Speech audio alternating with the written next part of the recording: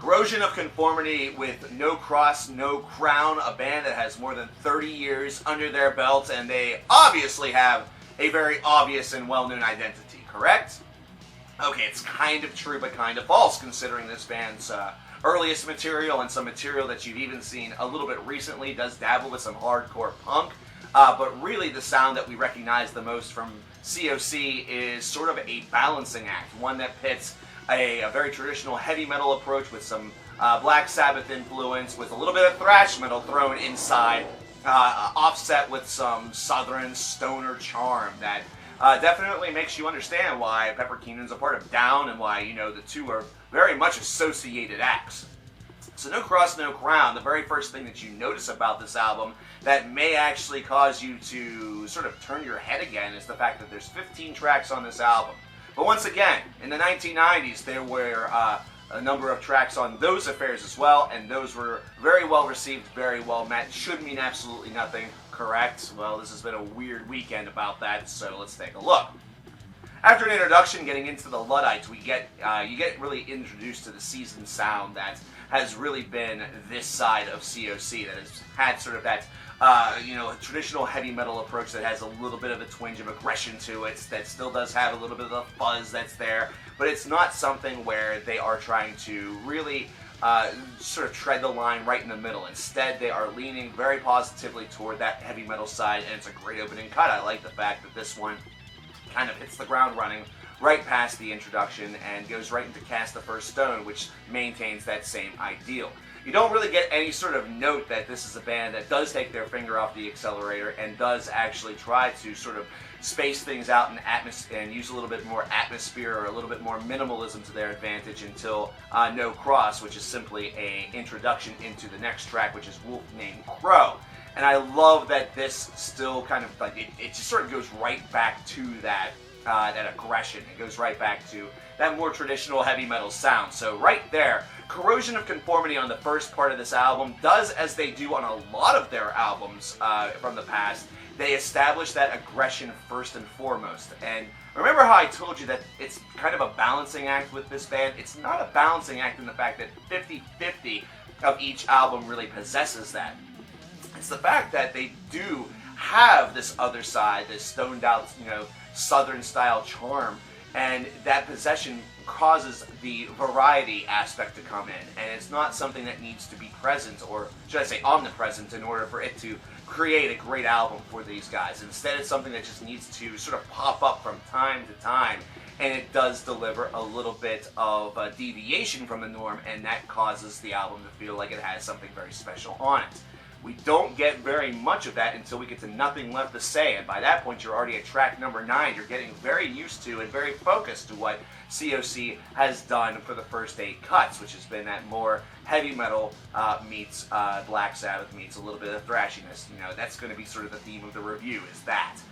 But Nothing Left to Say is more than 6.5, or close to 6.5 minutes in length, and just takes things slow and builds that sort of really builds that atmosphere and takes that more southern, that's more stoner, that more sludgy approach, just sort of lets this track breathe. And whenever COC lets their tracks breathe, that is where that replay button gets hit, at least for me, because I feel like that is something that, everything else that COC does is very well done, and that aggression and that sort of like that fast tempo definitely gets you moving, but those slower moments, it's almost like it is creating the haze, and all that you have to do is provide the smoke, or just provide yourself. And you sort of get lost in these compositions, and it's in a very good way. You just sort of dream out a bit, and it causes a great feeling. And so Nothing Left to Say, being at this point, is about the halfway point of the album, roughly. So it is time for a nice break. And I love how this track gives you that 6.5 minutes of just sort of charm that COC is able to give. It does remind you a lot of groups such as Down. It does remind you Pepper Keenan's a part of that project, and it does remind you that COC is very good at that style as well. The thing is what happens afterward. This is an album that, with that 15 tracks, does sadly suffer from the fact that it's just a bit too long. It has a lot going on here, and unfortunately, once you get past Nothing Left to Say, and once you get past knowing that that trick is available to them, they really don't utilize it again, and it sorely hurts them. Things just start to sound a little bit too similar. There seems to be a little bit too much running together, and a lot of these ideas, while they are comparable, they're okay, they are really not shining forward as any sort of special. They just feel like they are sort of medium range cuts that have their presence but don't necessarily advance a plot, or they don't necessarily feel like they are doing too much to build the credibility of the album. It sort of stalls out a little bit whenever you reach the second half. And it's not to say that these are horrible cuts. I especially like A Quest to Believe, which once again is another 6-minute cut. And this is one that is probably the most unique out of the second half, in the fact that it does sort of employ that balance of having aggression mixed in with that sort of stoned out work, but it's sort of very tepid and temperamental. It's a track that I think is very interesting in the sense that it should have been the last cutoff of this album. I do think that Son and Daughter is a neat song for being 5 minutes in the closer, and I think it maybe should belong on the album. I think you can get rid of some of the cuts before that, but I don't think Son and Daughter really is a great feel for a closer, unless it's meant to be like a bonus song.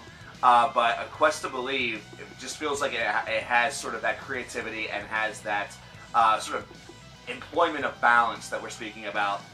That makes it just a really great album closer. It's kind of memorable, not as memorable as Nothing Left to Say, but still memorable in the fact that it is something that's just a little bit different on an album that at this point is starting to run together and sound a bit the same. Now, does that mean it's a bad album? I mean, once again, this is something where people say, you complain about a lot of things, but then the score ends up being good. And that's because a lot of the material that's on here is strong. I would say that the first 9 tracks on this album are extremely well tailored. Whenever you get to the second half, there's 2 or 3 songs that maybe you could just, say, see you later to. And then you would really want to keep maybe No Cross, No Crown to stay with the themology, A Quest to Believe, and then maybe call it a day. So I'm not saying that this album is one that just deserves to be torn apart because of that, because it still does show that COC 30 plus years later is still got chops. They're still making pretty darn catchy music that's pretty fun to listen to. This first half of this album is very, very good, even though it doesn't deviate that much until track 9. I do like what they do accomplish with it, and that's really remind me of a modern take on their 90s material, and I like that because that's the era that people know, and that's the era that people love. So this is a 19 out of 30. It's still a strong album to behold. It's one to scope out if you're a COC fan. This is, of course, like getting your birthday present early, unless it is actually your birthday.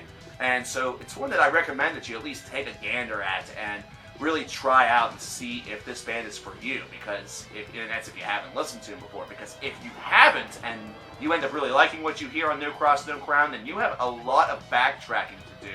And that Amazon page that we have is going to be your best friend. You can pick up this album over there. There's a link in the description box for you to do so. Last I checked, it was pretty cheap, as well as anything else that you are possibly looking for. But I want to know what you guys think about No Cross, No Crown. Please let me know in the comments below. My name is CoverKillerNation, and I'll talk to you guys next time. Take care.